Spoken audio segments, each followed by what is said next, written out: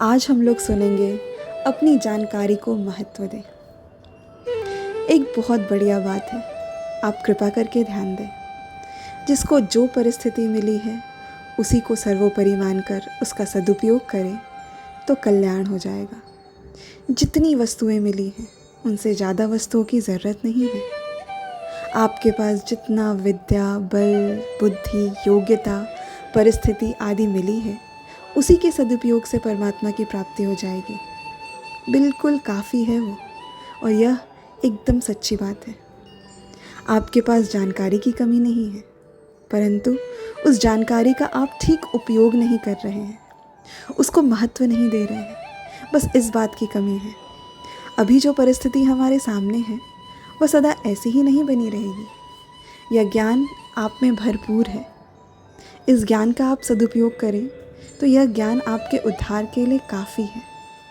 इसका सदुपयोग यह है कि आप प्राप्त परिस्थिति में फंसे नहीं, उसमें नाराज़ी राज़ी ना हो, क्योंकि आप जानते हैं, आप विचार करें कि सब कुछ नाशवान है। नाशवान के द्वारा अविनाशी को सुख कैसे मिल सकता है? नाशवान कहने का अर्थ है कि उसके पास नाश ही नाश है, नाश के सिवा कुछ नहीं है। जो चीज़ नष्ट होने वाली है उसका उपयोग करो, पर उसका भरोसा मत करो। उसको अपना आधार मत बनाओ कि यह हमें निहाल करेगी। थोड़ा सा बस ध्यान दो। जो चीज़ अभी आपके पास नहीं है उसके मिलने से आप निहाल कैसे हो जाएंगे? जो चीज़ अभी नहीं है वह बाद में भी नहीं रहेगी, बिछुड़ जाएगी। अतः वो आपको सुखी कैसे करेगी? वह मिलेगी कि नहीं मिलेगी इसका पता नहीं, और मिल भी जाएगी तो रहेगी नहीं, क्योंकि जो नाशवान है उसका नाश होगा ही। शरीर आदि नाशवान है ऐसा आप जानते हैं, पर मानते नहीं, अर्थात जाने हुए को महत्व नहीं देते। अगर आप अपनी जानकारी को महत्व देते तो आप नाशवान वस्तुओं पर भरोसा नहीं करते, उनकी आशा नहीं करते, उनके मिलने पर राज़ी नहीं होते, और उनके ना मिलने पर दुखी भी नहीं होते, उनके बने रहने की इच्छा भी नहीं करते, उनके नष्ट होने की चिंता नहीं करते। हम जैसी परिस्थिति चाहते हैं वैसे ही परिस्थिति ना मिलने पर दुख होता है। तो यह दुख केवल मूर्खता नहीं है। मूर्खता के सिवा और कुछ है इसमें? जो वस्तु परिस्थिति रहने वाली नहीं है उसको रखना चाहते हैं और उसके नष्ट होने पर दुखी होते हैं। यह मूर्खता नहीं तो और क्या है बताओ?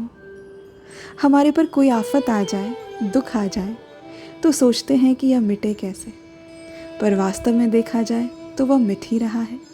चाहे अनुकूलता हो चाहे प्रतिकूलता हो, वह रहने वाला है ही नहीं। मिली हुई चीज़ बिछुड़ने वाली ही होती है।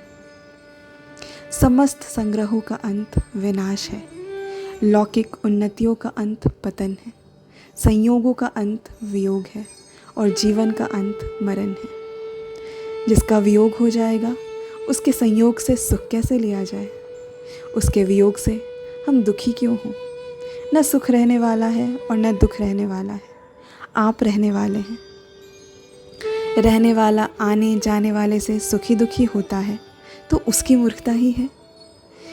अब ये लाइंस को बहुत अच्छे से सुनिए। जो कभी नष्ट नहीं होता और जो अभी मौजूद है उस परमात्मा की प्राप्ति से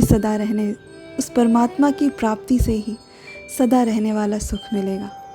उस परमात्मा के सिवा मान में, सम्मान में, बढ़ाई में, आराम में, रुपए में, पैसे में, कुटुंब में, धन में कभी भी आप संतोष करोगे तो आपके साथ विश्वासघात ही होगा।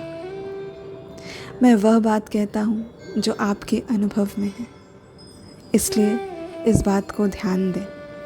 जिसका वियोग हो जाएगा उसका सहारा आप क्यों लेते हैं? आपने पहले उसका सहारा लिया और उसका वियोग होने से आपको दुख भी हुआ, फिर भी आप उसी का सहारा लेते और बार बार दुख पाते।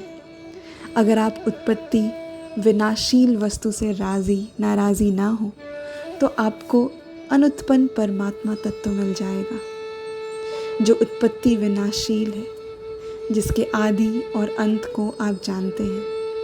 उसकी इच्छा करना तथा उसके मिलने से राज़ी होना ही उलझन।